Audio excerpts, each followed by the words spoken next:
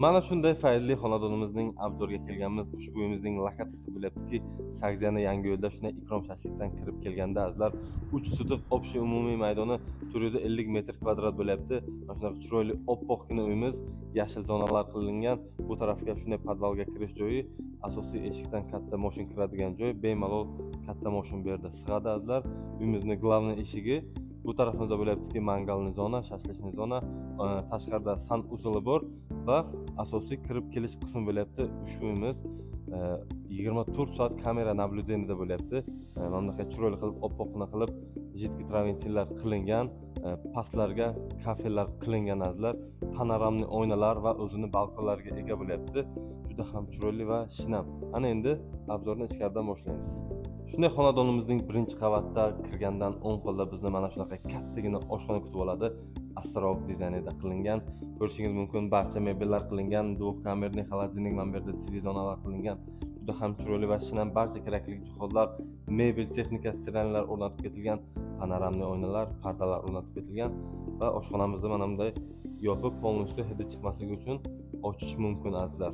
Ana endi asosiy eshikdan shunday kirganimizdan bizni chiroyligina mana bunaqa prixoshka kutib oladi. Bu yerdan ikkinchi etajga chiqadigan yo'l va chap tarafimizda kattagina zalimiz bo'lyapti azizlar. Ko'rishingiz mumkin, zalimiz ham juda ham chiroyli. Mana bu yerda stol stullar qilingan, parda gilamlar qilingan va televizor, daraxtlar, lyustraga bitta baho berasiz, juda ham chiroyli. Ana endi qolgan xonalar bilan tanishib chiqamiz. Bu tarafimizda podvalga tushadigan yo'l bo'lgan. Bu yerda esa birinchi qavatda kattalar yotoqxonasi qilingan. O'zini общий sanuzeli bor ichida. Ko'rishingiz mumkin, kattalarga juda ham qulayliklar mavjud. Kattalar yotoqxonasida ham hamma sharoitlarimiz bor azizlar. Va yana bir sanuzel bo'lyapti.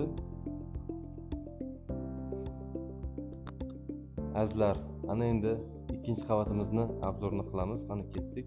Ikkinchi qavatda chiqishga polностью gilamlar to'shlab ketilgan va mana bunaqa chiroyli lyustralar qilib ketilgan azizlar. O'zini mana bunaqa kichik prixoshkasiga ega, polностью теплый pol qilingan va kattagina balkon bo'lyapti azizlar. Qani birma-bir xonalar bilan tanishib chiqamiz. Ikkinchi qavatda ham kattalar yotoqxonasi mavjud. Ko'rishingiz mumkin, kattagina bo'lyapti va o'zini yana bir sanuzeliga ega. Ko'rishingiz mumkin, barcha qulayliklar kattalar uchun qilib qo'yilgan azizlar.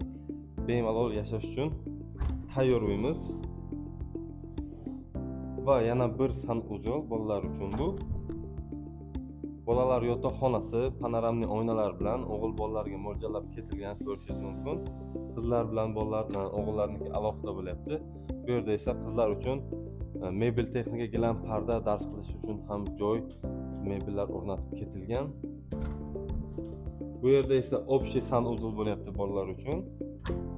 Va yana bir xonamiz ko'rishingiz mumkin. Bu yerda o'zingiz xohlaganingizdek mebellar bilan jihozlantirishingiz mumkin. Ana endi podval qismimizni ham obzorni qilib o'tamiz. Podval qismimizga ham tushib oldik. Podvalga mana shunaqa nastolni tennislar bilan bizni kutib olyapti. Ko'rishingiz mumkin, juda ham chiroyli, issiqgina podvalimiz bo'lyapti. Teplый pollar qilib ketilgan. Ko'chadan kirib kelish qismi bo'lyapti. Bu tarafda esa uyning ichidan kirib kelish qismi bo'lyapti. Mana bunaqa trenajyorli zonalar qilib ketilgan, texnikalar qo'yib ketilgan azizlar, teplый pollar qilingan. Mana bu yerda mягкий zona, televizorlar bemalol sharoitcha qilib o'zingizga qulayliklar qilib olishingiz mumkin azizlar.